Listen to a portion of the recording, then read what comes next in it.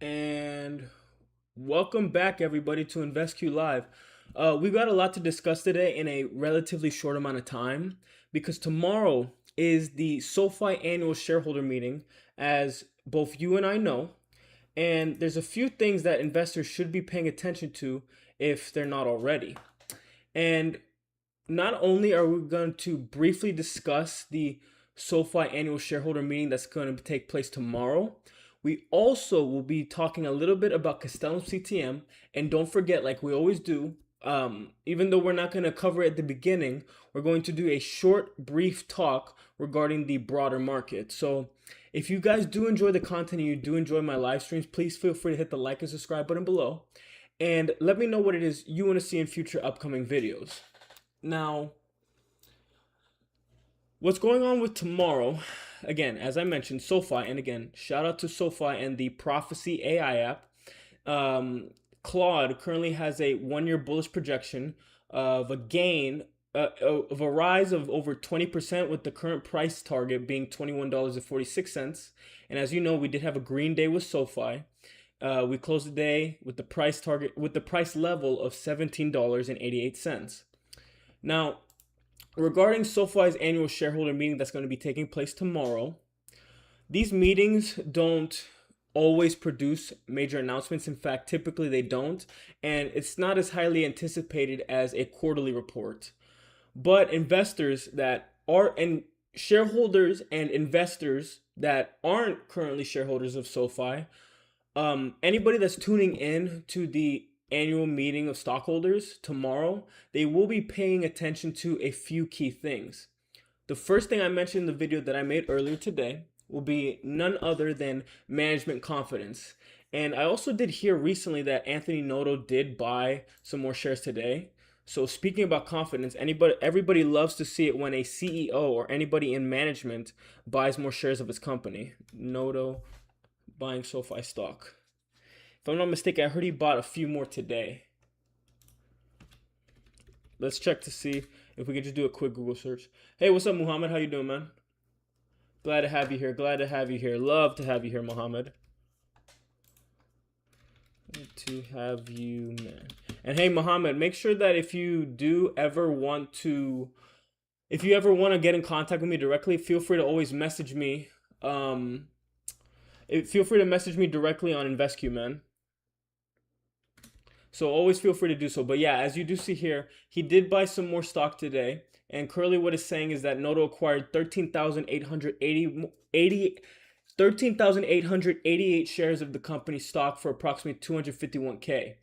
So that is a sign of confidence, and it is something that people love to see in the management. Everybody loves seeing when a stock that they hold in their portfolio, management is aggressively buying into the stock.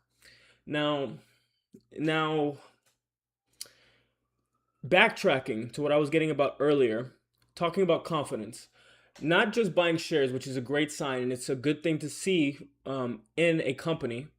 What you also have to realize is the tonality. I'm talking about their vocal tone and the way that they present themselves in the annual shareholder meeting.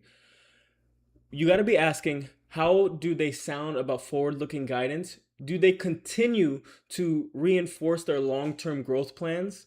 Because sometimes tone matters just as much as the numbers.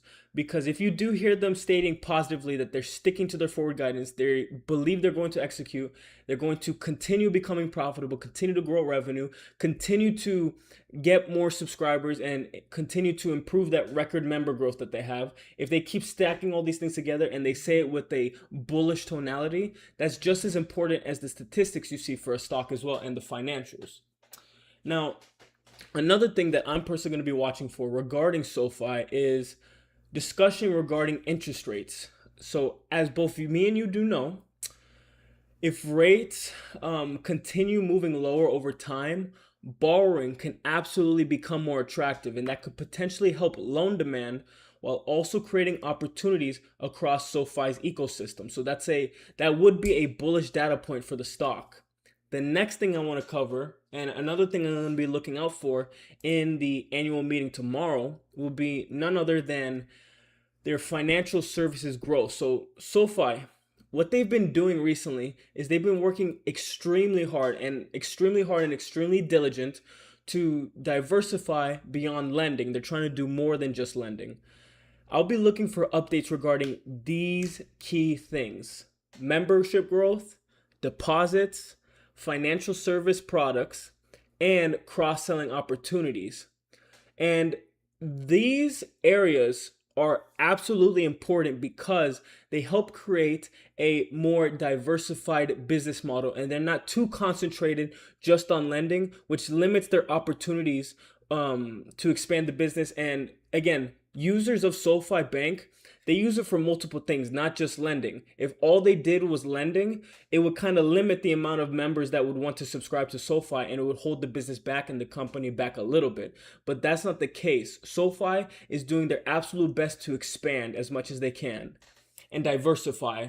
They're doing their best to expand and diversify. The next thing I'm going to be paying attention to in the forward-looking guidance will be none other than comments regarding future growth expectations. And the question that I will be asking, and I do believe you should be asking as well, is does management remain confident in their current outlook? Do they at the moment, and when they present their piece in the annual shareholder meeting, whoever is going to be speaking tomorrow, do they sound like they see opportunities accelerating, or do they see things kind of slowing down at the moment? We'll see how they address that. And these are some of the key questions that I will be asking tomorrow. Now, again, if you are interested in tuning in for all of my members here in the live stream and anybody else, feel free to share it if anybody's interested. I will be doing a live stream tomorrow regarding the SoFi annual shareholder meeting. Just 1 second, guys, because this thing is buffering just a little bit. It's taking its time. But it's going to make it. We got it. So yeah. So tomorrow at 9:10 a.m., I will be doing a live stream right before the annual shareholder meeting because, again, it's going to be the same thing I did with the Big Bear AI annual shareholder meeting that I did. I won't be doing it live where I show the annual shareholder meeting and rebroadcast it on my stream, but I'll briefly talk about it a few minutes prior, from 9:10 all the way to 9:55, because the broadcast will start at 10 a.m. But instead, I will do that beforehand. I'll cut the stream there, and then I'll do a recap a little bit afterwards. And again, the live stream tomorrow will take place at 9:15 a.m. My bad, guys. So it'll be roughly a 40 to 45 minute stream if you guys wish to tune in.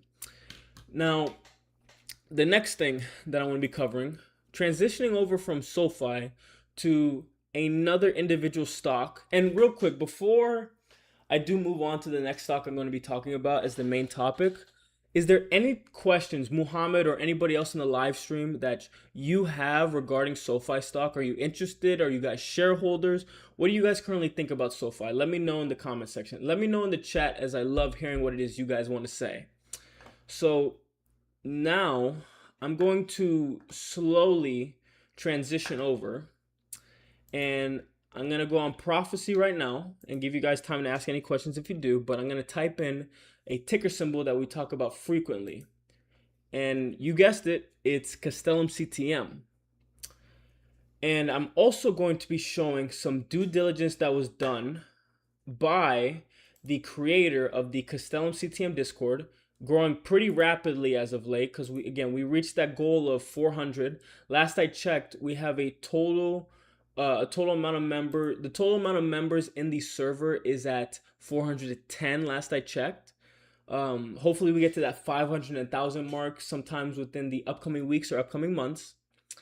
But there was some due diligence that the creator of this server made. Again, username MOUNWP. He stated a lot of things, and he highlighted a very long and detailed, lengthy and comprehensive post in order to connect everything together relating Corvus and Paratone Labs.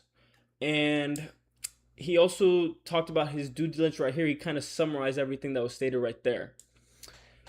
Now, real quick, before we get into the actual due diligence, let me show you the price action for Castellum CTM first. First off, Castellum CTM, as we do know, had that massive rally. It has some really heavy buying activity in the pre-market activity, and then we sold off like crazy in the actual market trading session. And then we did have some recovery as we went up all the way to almost 80 cents on the day, but then we closed the day out at 72 cents. We did close the day green, and we did stabilize closer to 80 cents, but we still didn't quite make it, and we still are on the lower thirds of this whole parabolic activity.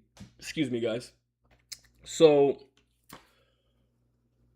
now, again, summarizing what I talked about before, this was due to a recent article that came out from Castellum CTM talking about how they applied and they were accepted to a $250 million vehicle, which is not an actual contract that's awarded, but something that gives them a potential pipeline of opportunities to acquire other future task force opportunities in the future and potentially get other contracts.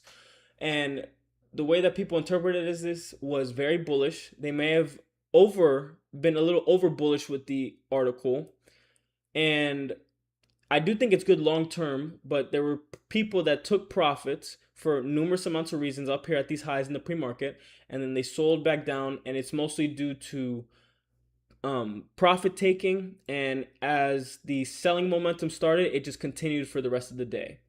Now, getting back to the due diligence, let's take a quick look at what was said here. So, shifting over to the due diligence that was stated, over the last several weeks, we've seen increased investor interest. We've seen much higher trading volume for the stock and several developments that have sparked discussion all throughout the Castellum CTM community, whether that be on Discord, Reddit, or any other online communities that are out there. So the development stated here is discussing Corvus Consulting. And again, if you do want to read this for yourself, feel free to check out the link below, where the third link that shows the link for the Discord server for Castellum CTM. But Corvus is one of Castellum's subsidiaries and was included as part of Castellum's acquisition strategy. So that's why they're relevant to Castellum CTM. So yes, Castellum CTM did acquire Corvus Consulting.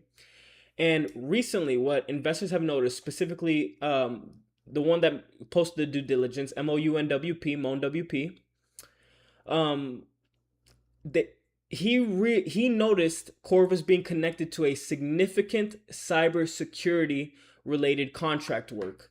And while, again, tempering your expectations a little bit, even though this does not mean, it doesn't automatically mean that Castellum receives all of the contract value that's stated here. If I'm not mistaken, he did post it. Let me see. Where is that specific? I can't find the specific number. I'm sorry, guys. Yeah, right here. No, sorry. We'll find it as I go through the video, guys. My bad. But while this does not automatically mean that they get the whole, receive all of the contract value, but it does demonstrate that the type of work and relationships that exist within the organization, these relationships and the foundations that they're taking to grow the company and be a part of a big national security company like Paratone, which is a $7 billion national security company. That is big for the company long term. And even though there's not actualized revenue right now, and there's not a contract that they won right now, it's hinting that something big can be happening within Castellum CTM and that they are expanding. There's lots of hints out there. And another area that investors continue monitoring is the Space Force opportunity discussed by management. And government cybersecurity spending, it continues growing, and many investors are interested in whether Castellum CTM can position itself to capture additional work in these areas. Now, the biggest thing for me personally, the biggest thing that I'm going to be watching is regarding the acquisitions. because management has repeatedly discussed growth through acquisitions. And what I believe investors should pay attention to very closely is not whether an acquisition is going to get announced, because I do believe they're going to get an acquisition with how aggressively they've been talking about acquiring and completing an accredited acquisition. I do think they're going to do it. It's whether or not the acquisition is a good or a bad acquisition, because not all acquisitions are created equally. The best acquisitions, what they do is they add profitable business, they add strategic capabilities, they increase their backlog, they increase cash flow, and they create meaningful synergies. However, on the flip side, when you look at the worst acquisitions out there, you'll see that they require heavy dilution, they add very little profit, they are purchased at expensive valuations, and they increase revenue without increasing shareholder value. Now, if Castellum announces an acquisition, I won't simply celebrate the headline. I'll be evaluating whether I believe it is a good acquisition or a bad acquisition. And what I personally want to see is I'd love to see the acquisition that strengthens cybersecurity capabilities. I also would like to see an increase in annual recurring revenue, move the company closer to sustained profitability, not just have a one-off profitable quarter like they did last year in Q3, but continuous profitability quarter over quarter. And I also want to see them create long-term shareholder value, and that's ultimately, in my opinion, what matters the most. Now, lastly, as I did mention, we're going to do a quick overview of the broader market. So let's do that together, guys. Let's see here. So let's take a quick look at the FinViz heat map. FinViz. So if we take a quick look at the heat map, we will see here that, let's see. Okay, so we do see here, because again, I didn't pay attention too much to the broader market, so this is my first time checking it out with you guys here. So semiconductors were very red, energy was okay, healthcare was kind of in the middle, utilities was green, real estate was green, basic materials more green compared to technology. So today was more of a risk off type of day, as you do see money flowing into more risk off assets, as you do see here. And a quick look, especially since it's tying into what's going on with Sofi. Let's see here. What was it? Oh yeah, CNBC. CNBC. So also regarding SoFi. So yeah, there are little changes. Wall Street gears up for Federal Reserve rate decision. So people are anxiously anticipating that. You also see here. Oh, the data is not showing itself yet. The data, Treasury yield slide. Okay, nice. Well, it's up now. So it does appear that the broader market, the S&P 500, the Dow, the NASDAQ, oil, and bonds were all up on the day. So that is pretty interesting. And let's see what were the main talking points today. So again, the new Fed chair, Kevin Warsh, expected to withhold dot from central bank's interest rate. Okay, big highlight. I'm not going to surprise that there's going to be a lot more talk about interest rates. I'm not surprised that that's the biggest headline today. Let's see. We talk about SpaceX. Oh, what happened to SpaceX today, actually? Just curious to see what happened there.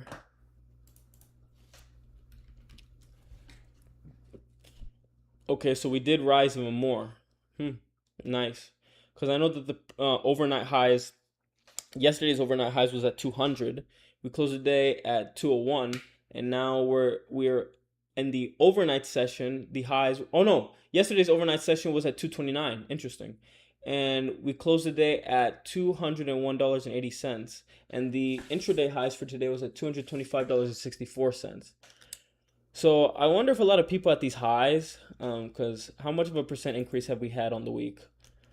If I check my Robinhood portfolio, I'll see here that SpaceX specifically, let's see, SPCX, they have had a gain of 51% all time. So I wonder if people are going to be more anxious as we're up in just under a week, 50%, who's going to be taking profits, and if there's going to be a massive sell-off anytime soon. I wouldn't be surprised if something like that happens and we do stabilize somewhere around the, I don't know, I really can't give you a price prediction, honestly, but I wouldn't be surprised if a sell-off eventually does happen. But let me know what you guys think. Sorry for the very short live stream, as I do have somewhere to be at 7 o'clock. And I do hope to see you guys in the annual shareholder meeting live stream I will be holding tomorrow. But besides that, guys, stay